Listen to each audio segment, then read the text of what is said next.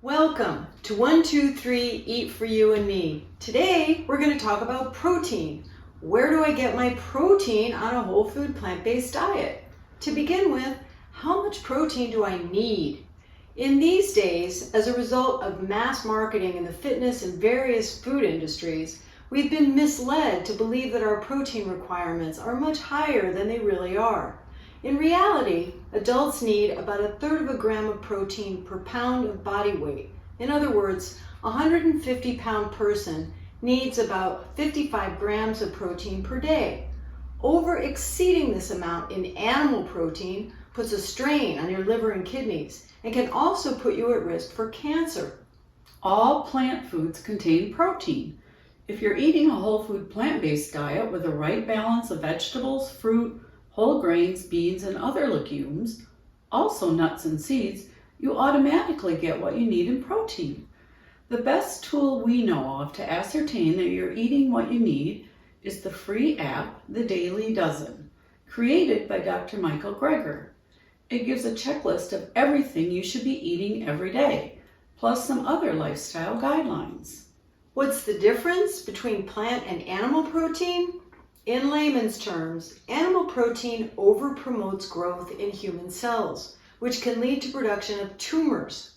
Plant protein doesn't promote that specific type of growth, but provides everything that you do need, so you get all the benefits without the risk. Also, it's wrapped in fiber. Fiber is essential to our health in multiple ways and should be paid much closer attention to than protein. Fiber not only helps our digestion, increased fiber consumption lowers the risk of heart disease and type 2 diabetes.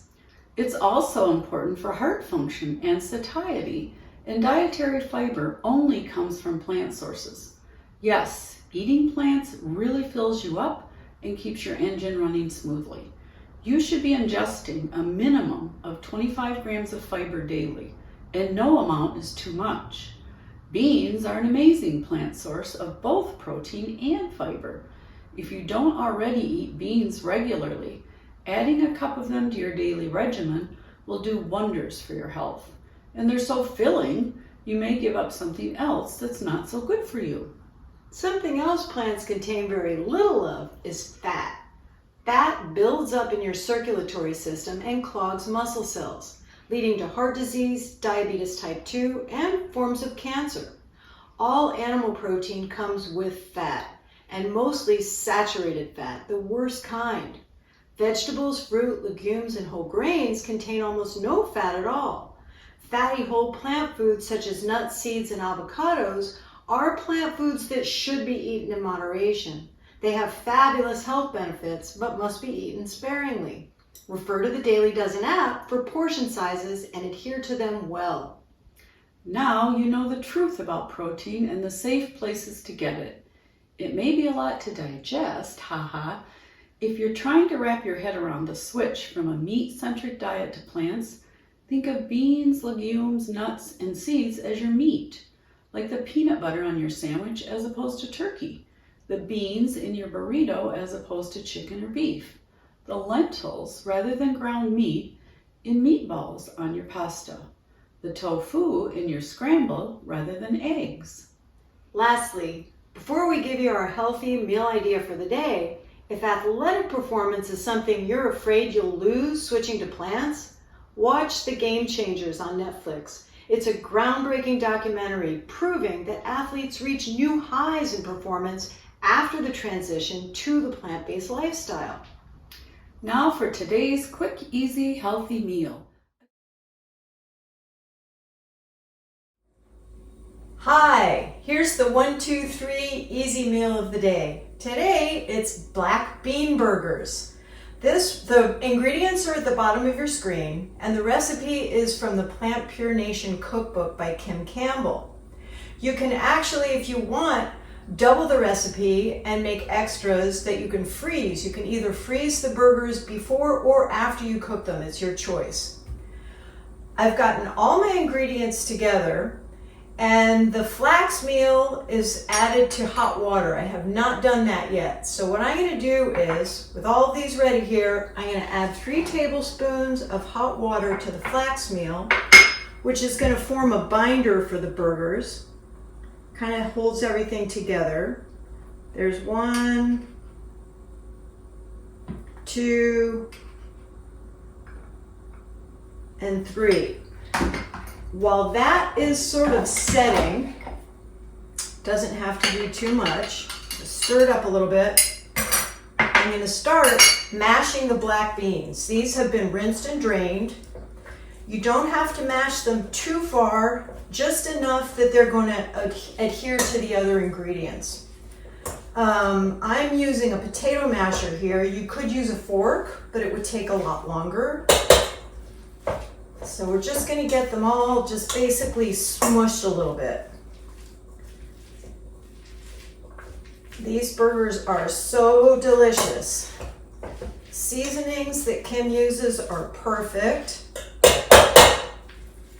She calls for Mrs. Dash, which is a salt-free, it's a Chipotle Southwestern blend. You could also use chili powder if you want to substitute the exact same amount. All right, those beans are pretty well mashed. So now I'm going to set my masher aside and I'm going to start adding all of the rest of the ingredients. There's that, some corn, there was oatmeal and some chopped onions. I used red onions because I like them. Here's some salsa, a little cooked brown rice. I also seasoned the brown rice a little bit when I was cooking it with some extra Chipotle seasoning. And here are the seasonings. Now,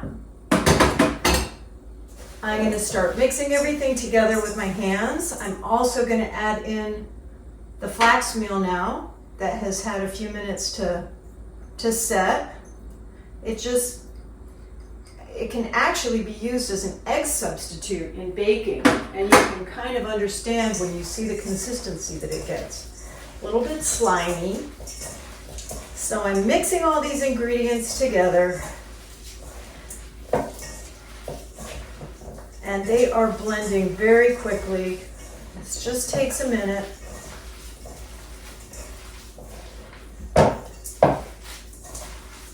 Okay. Now this is what it's going to look like. You're going to take this mixture and form it into 6 balls like this. And each one you're going to press onto a parchment-lined baking sheet. Press it down. That's about the size of the burger. And you're going to bake them, like I said, in a 400 oven for about half an hour until they get nice and golden.